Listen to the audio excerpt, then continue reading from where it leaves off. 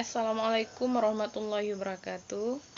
Alhamdulillah, puji syukur kita panjatkan kehadirat Allah Subhanahu wa taala yang mana oleh Allah yang masih memberikan kita kesempatan dan juga kesehatan sehingga kita bisa bertemu dengan bulan suci Ramadan ini, yaitu untuk bisa kita melaksanakan puasa dan ibadah-ibadah lainnya.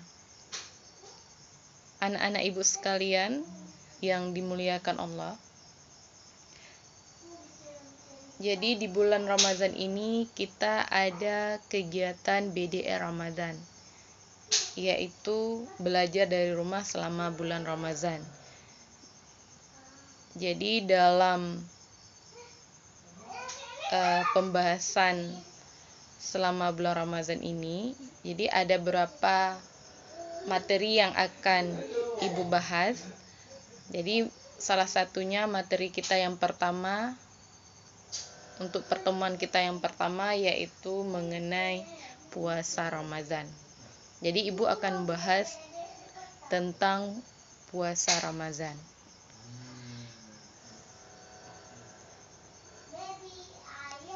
Anak-anak ibu sekalian, tentunya kalian sudah tahu apa itu puasa. Jadi puasa itu ialah menahan diri dari makan, minum, hawa nafsu dan segala sesuatu yang membatalkannya, mulai dari terbit fajar hingga terbenam matahari. Mengenai kewajiban berpuasa, terdapat dalam Quran surat Al-Baqarah ayat 185. A'udzubillahi minasyaitonirrajim. Bismillahirrahmanirrahim.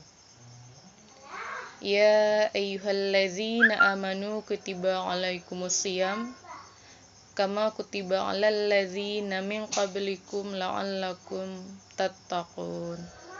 Shadaqallahul azim. Yang artinya, hai orang-orang yang beriman, diwajibkan atas kamu berpuasa sebagaimana diwajibkan atas orang-orang sebelum kamu, agar kamu bertakwa. Jadi dari ayat di atas jelas bahwa kita diwajibkan untuk berpuasa. Jadi orang yang wajib puasa itu yang pertama Islam, kemudian balik, kemudian berakal, kemudian mampu, mukim, dan sehat. Jadi itulah orang yang wajib berpuasa. Kemudian adab-adab berpuasa, yang pertama makan sahur. Makan sahur disertai dengan niat. Kemudian menunda makan sahur hingga akhir waktu. Kemudian menyegerakan berbuka.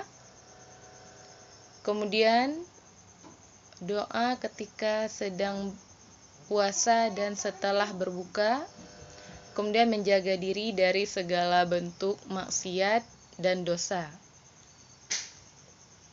Kemudian sedekah, membaca Al-Quran, bersungguh-sungguh dan meningkatkan ibadah pada 10 terakhir Ramadan, iktikaf, siwak, tidak berlebih-lebihan dalam berkumur atau membasuh hidung ketika berwudu, tidak mendahului Ramadan dengan puasa nafilah 1 atau 2 hari. Yaitu itulah beberapa adab puasa. Kemudian rukun-rukun puasa. Jadi rukun-rukun puasa itu yang pertama niat, ya, untuk puasa wajib. Jadi niatnya itu harus sebelum masuk salat subuh. Jadi niatnya sebelum masuk waktu salat subuh. Kemudian yang kedua, tidak melakukan hal-hal yang membatalkan puasa. Selanjutnya, pembahasan selanjutnya yaitu yang membatalkan puasa. Yang pertama, keluar dari agama Islam. Yang kedua, makan minum dengan sengaja.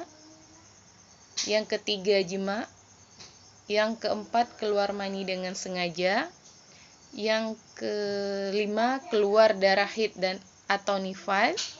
Yang keenam, obat atau suntikan yang dapat mengganti fungsi makanan, termasuk transfusi darah. Yang ketujuh, muntah dengan sengaja. Yang kedelapan, keluar darah dalam jumlah banyak secara sengaja.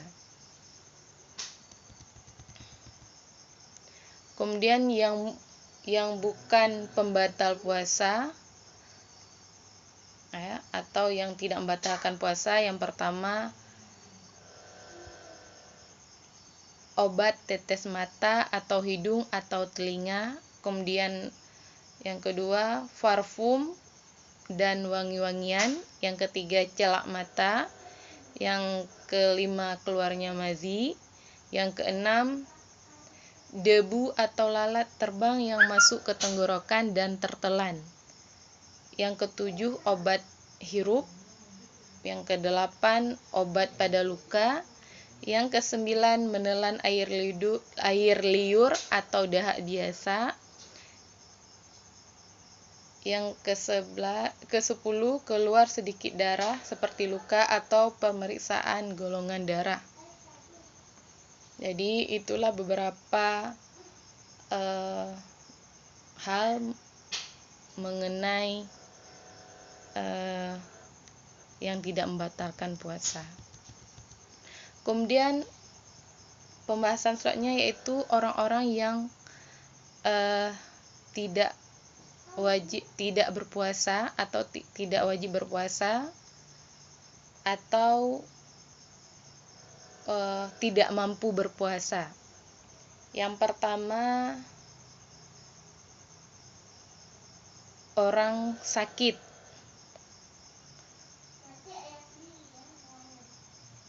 Jadi orang sakit yang sementara yang ada kemungkinan sembuh, jadi apabila dia tidak sanggup berpuasa, maka dia berhak menggantinya atau mengqada di lain hari sejumlah yang ditinggalkannya. Kemudian orang yang pingsan, musafir, haid, nifas. Kemudian orang yang sengaja membatalkan puasa karena uzur syar'i. Jadi uzur ini artinya sudah sangat tua. Kemudian yang ketujuh, wanita menyusui yang tidak puasa karena khawatir terhadap kondisi dirinya dan kondisi bayinya. Yang kedelapan, wanita hamil yang meninggalkan puasa karena khawatir terhadap kondisi dirinya dan juga janinnya. Jadi mereka tersebut yang Ibu sebutkan tadi itu berhak menggantinya di hari yang lain.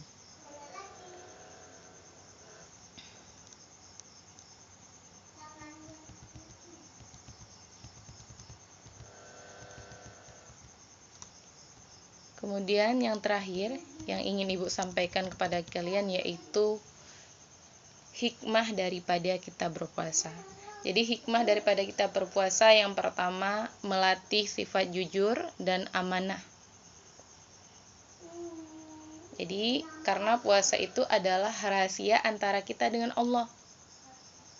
Kemudian melatih sifat sabar dan pengendalian diri. Sebab dengan kita berpuasa, maka kita berarti melemahkan jalan setan. Yang ketiga, membiasakan zuhud terhadap dunia. Yang keempat, menumbuhkan kasih sayang kepada orang-orang miskin. Dan yang kelima, memberi manfaat kesehatan. Jadi hanya ini yang Ibu sampaikan. Mudah-mudahan bisa kalian terima, kalian cermati, dan kalian amalkan.